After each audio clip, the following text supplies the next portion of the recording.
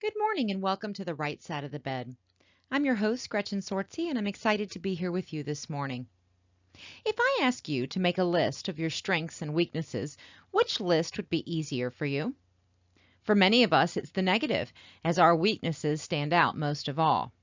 They hold us back, cause us shame, guilt, and stress. We may try to change these qualities about ourselves as we're guided by our spheres of influence, including society itself.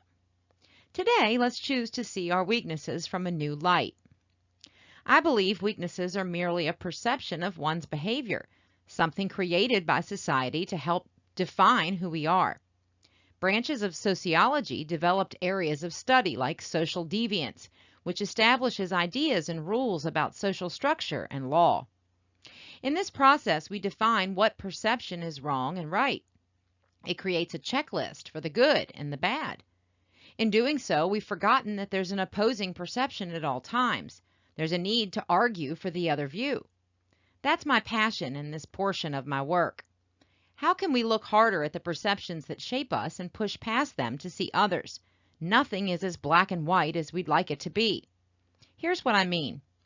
Let's say one of your weaknesses that people tell you is that you're stubborn. Often this is a derogatory term we're given because we have a strong opinion that we're willing to fight for. We don't bow down easy because we're steadfast to what we feel is our truth.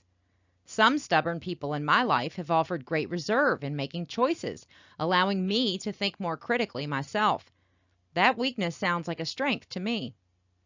You may also consider yourself as someone who sometimes lacks motivation and energy.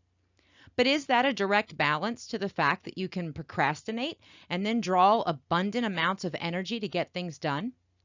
Perhaps instead of weakness, this is just your blueprint for existence, just as much a strength to you and the world as someone who functions in the societal norm or within the expected parameters. I challenge you to turn all your weaknesses into something that empowers you. You are so special and unique. Everything can be seen in a perception of divinity. As we work together to shine our light into the world, I want you to take that information to others. Look for opportunities to see strengths where other people see weakness. Share what you see with the people you see it in. When we open ourselves to loving others, opportunities to be loved will open in response.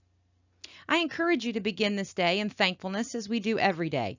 You're up and alive, and I want to draw your focus today to your incredible mind, to the brain and network that works for us every day, in every way, for everything that we do. I want to thank you for joining me for the right side of the bed.